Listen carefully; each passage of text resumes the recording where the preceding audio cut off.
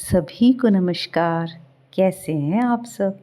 एक बार फिर आप सबका बहुत बहुत स्वागत लघु कथा और कहानियों के मेरे इस यूट्यूब चैनल सुनो कहानी अंजू अग्रवाल लखनवी से में। मित्रों, आज जो कहानी मैं आपको सुनाने जा रही हूँ वो है मुंशी प्रेमचंद की कहानी परीक्षा, जो उनके कहानी संग्रह मानसरोवर 8 से ली गई है। तो चलिए शुरू करते हैं। कहानी परीक्षा। जब रियासत देवगढ़ के दीवान सरदार सुजान सिंह बूढ़े हुए तो परमात्मा की याद आई। जाकर महाराज से विनय की कि दीन बंधु दास ने श्रीमान की सेवा 40 साल तक की। अब मेरी अवस्था भी ढल गई, राजकाज संभालने की शक्ति नहीं रही। कहीं भूल चूक हो जाए तो बुढ़ापे में दाग लगे। राजा साहब अपने अनुभवशील नीति कुशल दीवान का बड़ा आदर करते थे। बहुत समझाया लेकिन दीवान साहब न माने तो हार कर उनकी प्रार्थना स्वीकार कर ली। शर्त यह लगा दी कि रियासत के लिए नया दीवान आप ही को खोजना पड़ेगा। दूसरे दिन देश के प्रसिद्ध पत्रों में यह विज्ञापन निकला कि देवगढ़ के लिए एक सुयोग्य दीवान की ज़रूरत है। जो सज्जन अपने को इस पद के योग्य समझें वे वर्तमान सरकार सुजान सिंह की सेवा में उपस्थित हों। यह ज़रूरी नहीं है कि वे ग्रेजुएट हों, मगर हष्ट पुष्ट होना आवश्यक है। 1 महीने तक उम्मीदवारों के रहन सहन, आचार विचार की देखभाल की जाएगी। विद्या का कम परंतु कर्तव्य का अधिक विचार किया जाएगा। जो महाशय इस परीक्षा में पूरे उतरेंगे वे इस उच्च पद पर सुशोभित होंगे। इस विज्ञापन ने सारे मुल्क में तहलका मचा दिया। ऐसा ऊंचा पद और किसी प्रकार की कोई कैद नहीं, केवल नसीब का खेल। सैकड़ों आदमी अपना अपना भाग्य परखने के लिए चल पड़े। देवगढ़ में नए नए और रंग बिरंगे मनुष्य दिखाई देने लगे। प्रत्येक रेलगाड़ी से उम्मीदवारों का एक मेला सा उतरता। कोई पंजाब से चला आता, कोई मद्रास से, कोई नए फैशन का प्रेमी, कोई पुरानी सादगी पर मिटा हुआ। पंडितों और मौलवियों को भी अपने अपने भाग्य की परीक्षा करने का अवसर मिला। बेचारे सनत के नाम पर रोया करते थे, यहाँ उसकी कोई ज़रूरत नहीं थी। रंगीन एमामे, चोगे और नाना प्रकार के अंगरखे और कंटीप देवगढ़ में अपनी सज धज दिखाने लगे। लेकिन सबसे विशेष संख्या ग्रेजुएटों की थी, क्योंकि सनत की कैद न होने पर भी सनत से पर्दा तो ढका रहता है। सरदार सुजान सिंह ने इन महानुभावों के आदर सत्कार का बड़ा अच्छा प्रबंध कर दिया था। लोग अपने अपने कमरों में बैठे हुए रोज़ेदार मुसलमानों की तरह महीने के दिन गिना करते थे। हर एक मनुष्य अपने जीवन को अपनी बुद्धि के अनुसार अच्छे रूप में दिखाने की कोशिश करता था। मिस्टर 9 बजे दिन तक सोया करते थे। आजकल वे बगीचे में टहलते हुए उषा का दर्शन करते थे। मिस्टर को हुक्का पीने की लत थी। आजकल बहुत रात गए किवाड़ बंद करके अंधेरे में सिगार पीते थे। मिस्टर स और ज उनके घरों पर नौकरों के नाक में दम था। लेकिन ये सज्जन आजकल आप और जनाब के बगैर नौकरों से बातचीत नहीं करते थे। महाशय नास्तिक थे, हक्सले के उपासक, मगर आजकल उनकी धर्मनिष्ठा देखकर मंदिर के पुजारी को पदच्युत हो जाने की शंका लगी रहती थी। मिस्टर को किताब से घृणा थी, परंतु आजकल वे बड़े बड़े ग्रंथ देखने पढ़ने में डूबे रहते थे। जिससे बात कीजिए वही नम्रता और सदाचार का देवता बना मालूम होता था। शर्मा जी घड़ी रात से ही वेद मंत्र पढ़ने लगते थे और मौलवी साहब को नमाज और तलावत के सिवा और कोई काम न था। लोग समझते थे कि 1 महीने का झंझट है, किसी तरह काट ले, कहीं कार्य सिद्ध हो गया तो कौन पूछता है। लेकिन मनुष्यों में वह बूढ़ा जौहरी आड़ में बैठा हुआ देख रहा था कि इन बगुलों में हंस कहाँ छिपा बैठा है। एक दिन नए फैशन वालों को सूझी कि आपस में हॉकी का खेल हो जाए। यह प्रस्ताव हॉकी के मजे हुए खिलाड़ियों ने पेश किया। यह भी तो आखिर एक विद्या है, इसे क्यों छिपा कर रखें? संभव है कुछ हाथों की सफाई ही काम कर जाए। चलिए, तय हो गया। फील्ड बन गई, खेल शुरू हो गया और गेंद किसी दफ्तर के अप्रेंटिस की तरह ठोकरें खाने लगा। रियासत देवगढ़ में यह खेल बिल्कुल निराली बात थी। पढ़े लिखे भले मानस लोग शतरंज और ताश जैसे गंभीर खेल खेलते थे। खैर, अब ये खेल शुरू हुआ तो बड़े उत्साह से जारी था।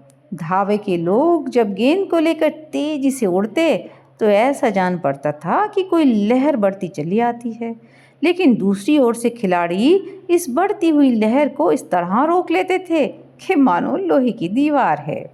संध्या तक यही धूमधाम रही। लोग पसीने से तर हो गए। खून की गर्मी आंख और चेहरे से झलक रही थी। हांफते हांफते बेदम हो गए, लेकिन हार जीत का निर्णय न हो सका। अंधेरा हो गया था। इस मैदान से जरा दूर हटकर एक नाला था।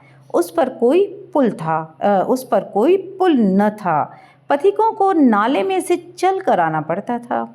खेल अभी बंद ही हुआ था कि खिलाड़ी लोग बैठे दम ले रहे थे कि एक किसान अनाज से भरी हुई गाड़ी लिए उस नाले में आया। लेकिन कुछ तो नाले में कीचड़ था और कुछ उसकी चढ़ाई इतनी ऊंची थी कि गाड़ी ऊपर न चढ़ सकती थी। वह कभी बैलों को ललकारता, कभी पहियों को हाथ से ढकेलता, लेकिन बोझ अधिक था और बैल कमज़ोर। गाड़ी ऊपर को न चढ़ती थी और चढ़ती भी तो कुछ दूर चढ़कर कि खिसक कर फिर नीचे पहुंच जाती। किसान बार बार जोर लगाता और बार बार झुंझलाकर बैलों को मारता, लेकिन गाड़ी उबरने का नाम न लेती। बेचारा इधर उधर निराश होकर ताकता, मगर वहाँ कोई सहायक नजर न आता।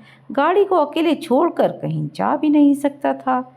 बड़ी आपत्ति में फंसा हुआ था। इसी बीच खिलाड़ी हाथों में डंडे लिए घूमते घूमते उधर से निकले। किसान ने उसकी तरफ सहमी हुई आंखों से देखा, परंतु किसी से मदद मांगने का साहस न हुआ। खिलाड़ियों ने भी उसको देखा, मगर आंखों से सहानुभूति न थी। उनमें स्वार्थ था, मद था, मगर उदारता और वात्सल्य का नाम भी न था।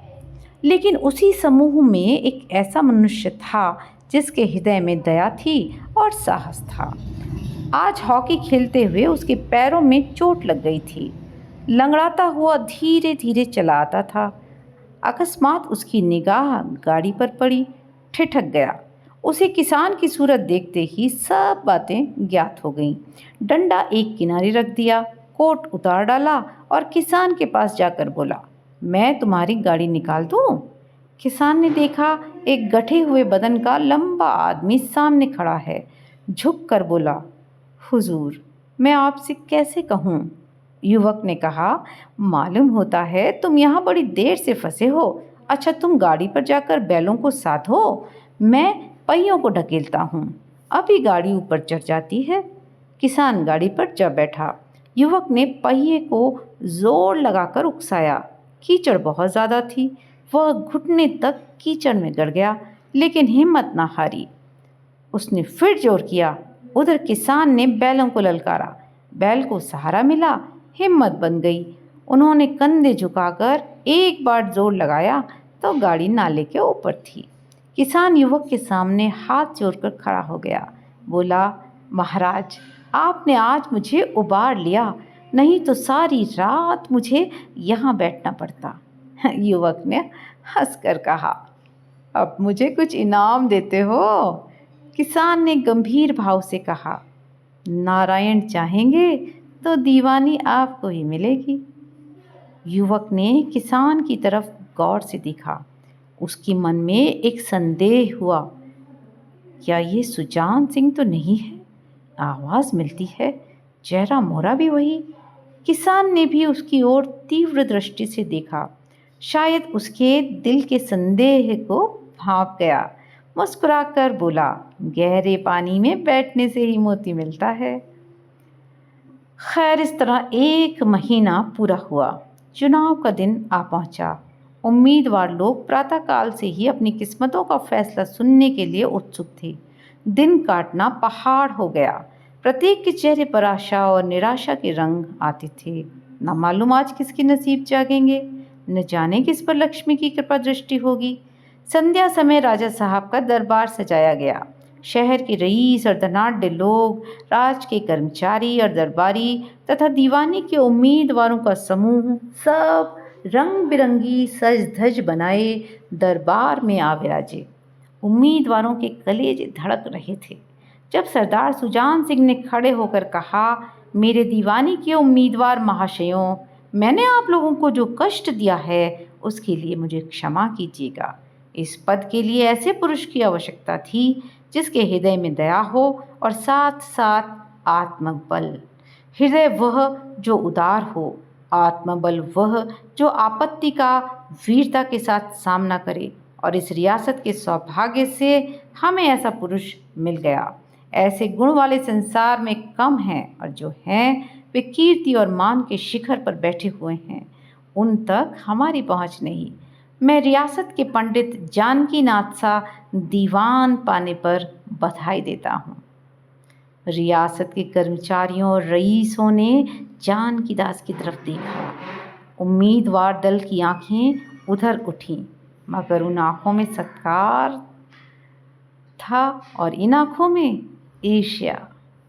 सरदार साहब ने फिर फरमाया, आप लोगों को यह स्वीकार करने में कोई आपत्ति न होगी कि जो पुरुष स्वयं जख्मी होकर भी एक गरीब किसान की भरी हुई गाड़ी को दलदल से निकालकर नाले के ऊपर चढ़ा दे, उसके हृदय में साहस, आत्मबल और उदारता का वास है।